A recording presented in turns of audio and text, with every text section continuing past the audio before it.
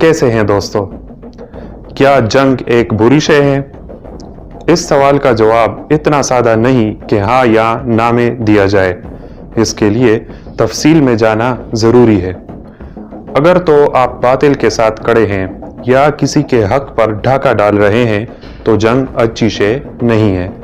लेकिन अगर आप हक के साथ खड़े हैं या किसी फसाद के खिलाफ लड़ रहे हैं या अपने जायज़ हक के लिए लड़ रहे हैं या एक पहले से हमलावर या अनकरीब हमलावर होने वाले से अपनी दिफा की खातिर लड़ रहे हैं या किसी ने आपके साथ कुछ बुरा किया है या ऑलरेडी पहले से हमला करके कुछ बड़ा नुकसान किसी ने आपको पहुंचाया हो और अब आप मुनासिब बदला लेना चाह रहे हैं, तो फिर न सिर्फ जंग एक अच्छी शय है बल्कि ज़रूरी शय भी है। कम से कम अपनी बका या सर्वाइवल के लिए फिर जंग लाजिम है, वरना बायोलॉजिकल साइंस के मुताबिक ऐसी अनवा मिट जाया करती हैं जो सर्वाइवल के लिए फाइट ही ना कर सकते हो।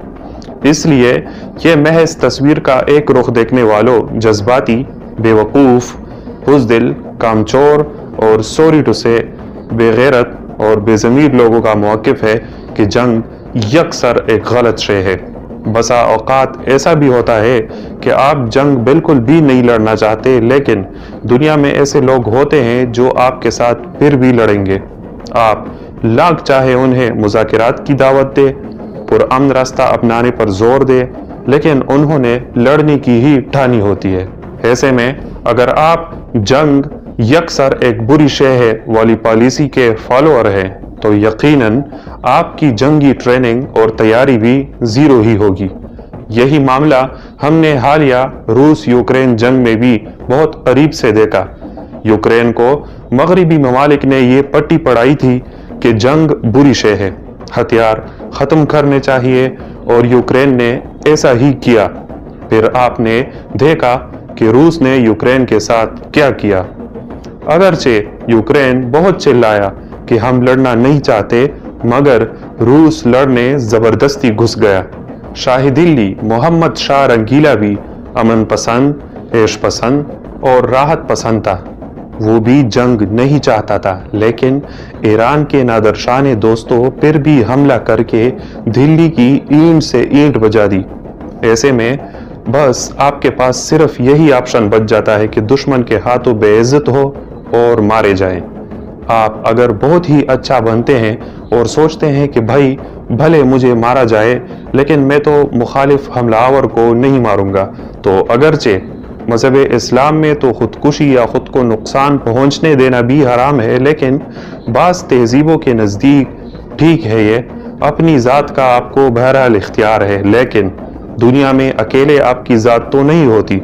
कुदरत ने बहुत से और लोगों को भी किसी न किसी रिश्ते की शक्ल में आपको कफालत में दिया होता है, जिनकी हिफाजत आपकी अखलाकी जिम्मेदारी होती है। मसलन एक सरबराह खाना की ज़ेर कफालत बीवी बच्चे और बाज़ औक़ात बूढ़े माँ बाप या छोटे बहन भाई होते हैं। बिल्कुल इसी तरह एक बादशाह की ज़ेर कफालत उसका रियाया होता है। किसी जालिम को अपना आप सौंप कर खुदकुशी का इख्तियार तो आपको है, लेकिन अपने ज़ेर कफालत अफराद को उसके सामने यूं फेंक कर मरने देने का इख्तियार आपको हरगिज़ हासिल नहीं है।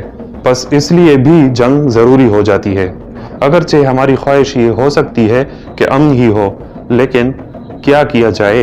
ये एक तल्ख हकीकत है कि हर वक्त ऐसा और हर जगह ऐसा मुमकिन नहीं है, लेकिन कोशिश ये करनी चाहिए कि जंग बतौर जालिम या बुराई का साथ देने वाले के आपको ना लड़नी पड़े। दूसरी बात ये कि अगर आप किसी मुआशरे या मुल्क में रहते हो तो आपकी किसी के खिलाफ जंग कानून हाथ में लेने पर मबनी ना हो। आलमी सतह पर एक नज़रिया ये है कि अगर सारी दुनिया के इंसान हम ख्याल हो जाए तो लड़ाइयाँ ख़त्म हो जाएंगी। ये भी खाम ख्याली है, क्योंकि अव्वल तो ऐसा मुमकिन ही नहीं है कि कायनात का निज़ाम इख्तिलाफात की वजह से कायम दायम है। दिन है तो रात है, खूबसूरती है तो बदसूरती भी है, अक्ल है तो बेवकूफ़ी भी है, वगैरह वगैरह। बिल्कुल इसी तरह जंग है तो अमन भी होगा, और अगर अमन हो तो जंग भी होगी।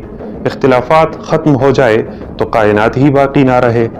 لہٰذا جنگ ایک حقیقت ہے اور زندگی کا حصہ ہے، اور یہ کہ جنگ اور امن ساتھ ساتھ چلتے ہیں۔ جیسے فزکس میں ریسٹ اور موشن ریلیٹیو ٹرمز ہے، ایسی ہی جنگ اور امن ریلیٹیو ٹرمز ہے۔ جنگ کو تسلیم کرنا سیکھے اور اس کے لیے تیار رہنا سیکھے۔ آنکھیں بند کرنے سے بلی نہیں بھاگتی۔ دوسری بات یہ کہ اگر انسان ہم خیال ہو بھی جائے تو تب بھی صرف نظریے اور خیالات کے لیے ہی انسان آپس میں نہیں لڑتے۔ لڑنے کے اور بھی بہت سے وجوہات ہیں۔ مادی ضروریات بھی انسانوں کو لڑاتی ہیں۔ آپ بائیولوجی میں فوڈ ویب کے بارے میں پڑھیں۔ اس میں اپنی بقا یعنی اپنی خوراک کے لیے ایک جاندار کو دوسرے کو مارنا پڑتا ہے، یعنی کھانا پڑتا ہے۔ فوڈ ویب کے کیس میں جاندار مادی ضروریات پوری کرنے کے لیے جنگ لڑتے ہیں۔ کیا ایک امن پسند شخص اب یہ کہہ سکتا ہے کہ ایسا نہیں ہونا چاہیے؟